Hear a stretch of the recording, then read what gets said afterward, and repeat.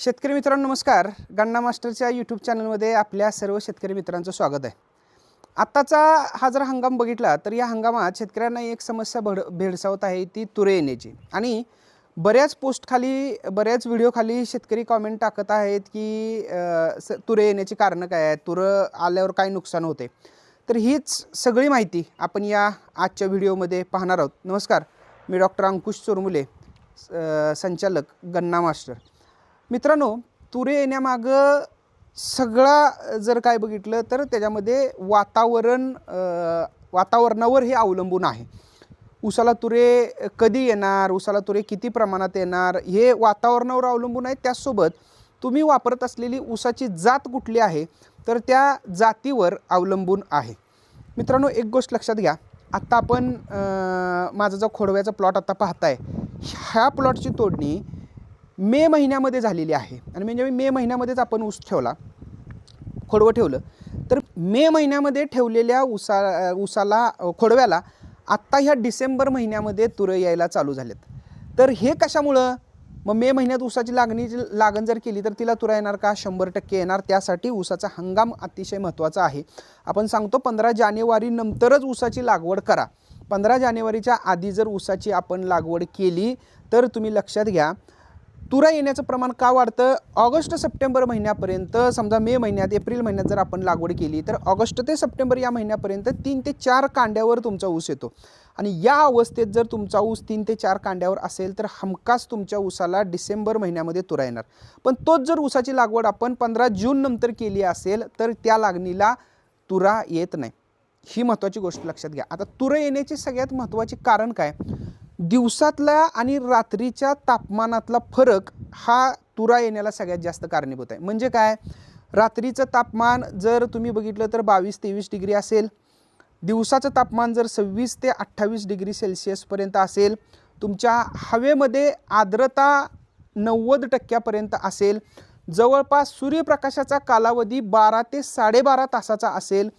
ही जर परिस्थिती तुमच्या शेतामध्ये आली तर इथून पुढं 7 ते 8 दिवस जर सलग राहिली ही अशी परिस्थिती, तर अशा परिस्थितीमध्ये तुम्हाला तुरे यायला सुरुवात होते. त्याचसोबत ऑगस्ट महिन्यामध्ये आणि सप्टेंबर महिन्यामध्ये पडणारा जास्तीचा पाऊस, ह्या पावसामुळं त्या अवस्थेत ऊसाला नत्राची मात्रा मिळत नाही. म्हणजे नत्राचं शोषण पूर्णपणे थांबलं जातं पाणथळ जमिनीत, पाणी जास्त साठलेल्या जमिनीत. आणि अशा अवस्थेत जर नत्राची मात्रा मिळाली नाही तर ऊसाला तुमच्या फ्लोअरबड इनिशिएशन म्हणून एक गोष्ट असते. म्हणजे काय? तुरा यायच्या आधी तुमच्या गच्च्यामध्ये ऊस येतो आणि त्या गच्च्यामध्ये जो येतो त्याला ॲरोईंग म्हणतात. आणि त्या ॲरोईंगमध्ये आत फ्लोअरबड इनिशिएशन म्हणजे काय? फुलं यायला चालू होते. ही प्रोसेस जर व्हायची असेल ऊसामध्ये तर एवढं मी सांगितलेली तापमान, आर्द्रता, ह्या सगळ्या गोष्टी महत्त्वाच्या आहेत. 80 जर कंजिनियल क्लायमेट त्याला जर मिळालं तर तिथनं पुढं तुमच्या ऊसाला नोव्हेंबर डिसेंबरमध्ये तुरा यायला चालू होतो. आता सगळ्यात महत्त्वाची गोष्ट मित्रांनो, तुरा येणं ऊसाला चांगलं का वाईट आहे? एक जर शास्त्रज्ञ असेल किंवा ब्रीडिंग काम करणारा, जर ऊसामध्ये ब्रीडिंगचं काम करणारा शास्त्रज्ञ असेल तर त्याला वाटणार आहे की माझ्या ऊसाला तुरा यायलाच पाहिजे. कारण तुरा जर नाही आला, वर जर म्हातारी आली नाही तर संकर करण्याचं काम, हायब्रिडायझेशनचं काम कसं होणार आहे? ते होणार नाही. जर तुम्ही शेतकरी असाल तर तुम्हाला वाटणार की माझ्या ऊसाला तुरा नाही आला पाहिजे. ह्या दोन गोष्टी आहेत. बघ, शेतकरी म्हणून जर आपल्याला वाटत असेल की ऊसाला तुरा यायला नाही पाहिजे तर ह्याच्यासाठी काय गोष्टी महत्त्वाच्या आहेत? वातावरणावर सगळ्यात अवलंबून आहे, हे मी सांगितलंच. आणि एकदा सांगतो ऐका. तापमान जर तुमचं दिवसाचं तापमान जर 26 ते 28 डिग्री असेल, रात्रीचं तापमान 22 ते 23 डिग्री अंश सेल्सिअसपर्यंत असेल, 90% जर हवामानामध्ये आर्द्रता असेल, 12-12.5 तासाचा सूर्यप्रकाशाचा कालावधी असेल तर हे कंजिनियल क्लायमेट आहे ऊसाला तुरा येण्यासाठी. आणि या परिस्थितीमध्ये मग तुरा जास्त येतो. दुसरी गोष्ट ऑगस्ट सप्टेंबरमध्ये पडणारा पाऊस. तिसरी गोष्ट पाणथळ जमिनी, जास्त जमीन पाणी धरून ठेवणारी जर तुमची असेल, सगळ्या जर कंडिशन एकत्र आल्या तर त्या कंडिशनमध्ये तुमच्या ऊसाला तुरा येणार आहे. आता ऊसाला तुरा आल्यामुळं होणारं नुकसान काय आहे ते समजून घेऊया. आणि तुरा आलेला ऊस कारखान्याला कधी घालवला पाहिजे? ऊसाला तुरा आला की जवळपास तिथून 1 ते 1.5 महिन्या म्हणजे तुमचा ऊस कारखान्याला गेला पाहिजे. म्हणजे काय? ज्यावेळेला तुरा येतो त्यावेळेला तुरा तुम्ही तो हातात धरून बघितला, एकदम मऊ मुलायम लागल. पण परत तो वाळत जातो आणि त्याच्यावरची जी म्हातारी असते ती सगळी झडते आणि एक छकाटी फक्त राहते.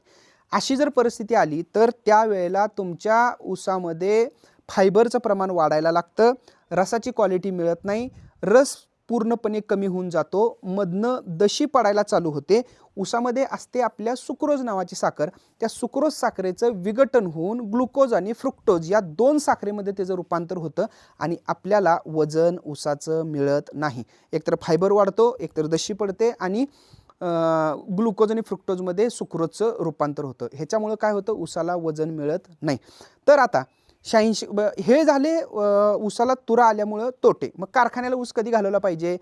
शेंडा झडायच्या आत, म्हणजे ती म्हातारी झडायच्या आत आपला ऊस कारखान्याला गेला पाहिजे. म्हणजे काय, 1 महिन्याभराचा कालावधी, तुरा दिसायला चालू झाला की 1 महिन्याभराच्या कालावधीमध्ये आपला ऊस जर कारखान्याला गेला तर आपल्याला ऊसाचं वजन कमी मिळणार नाही. आता हे तुरा न येणं किंवा येऊ नये म्हणून काय करणं आपल्या हातात आहे का? तर शक्यतो आपल्या हातात नाहीये. हे सगळं वातावरणातील बदलावर अवलंबून आहे. दिवसातलं रात्रीचं तापमानातला फरक, जास्त पडणारा पाऊस, नत्राचं स्थिरीकरण होऊन देखील नत्र उचललं न जाणं, ह्या सगळ्या गोष्टीमुळं हा तुरा येतो आणि त्यामुळे ते आपल्या हातात नाही. शक्यतो करून ह्याच्यासाठी लेट तुरा येणाऱ्या ज्या जाती आहेत त्यामध्ये 86-032 असेल, 265 असतील, ह्या जातींची लागवड शक्यतो केलेली बरी. आता तुम्ही जर विचार केला, इकडनं तमिळनाडू, बेंगलोर कडून आपण इकडं आलो, कर्नाटक आणि महाराष्ट्र इथंपर्यंत ऊसाला तुरा लवकर येतो.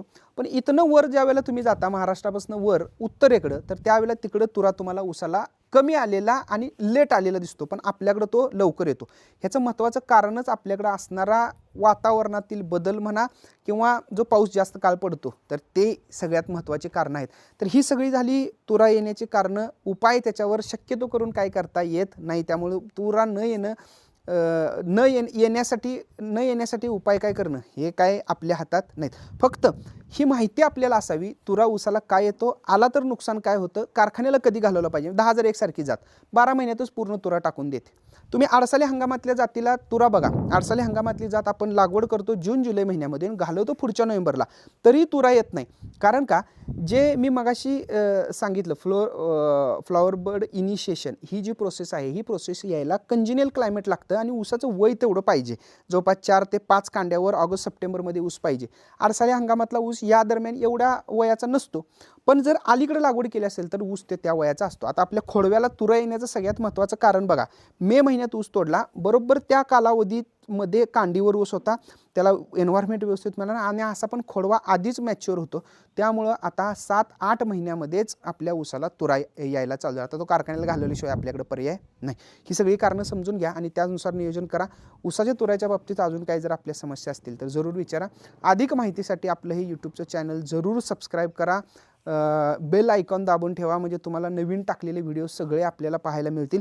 आपण जर हा व्हिडिओ आमचा फेसबुक किंवा इंस्टाग्रामला पाहत असाल तर फेसबुकचं पेज जरूर सबस्क्राईब करा, इंस्टाग्रामचं हँडल आपलं सबस्क्राईब करून ठेवा. ऊस शेतीविषयी नवीन माहिती तुम्हाला इथं पाहायला मिळेल. धन्यवाद.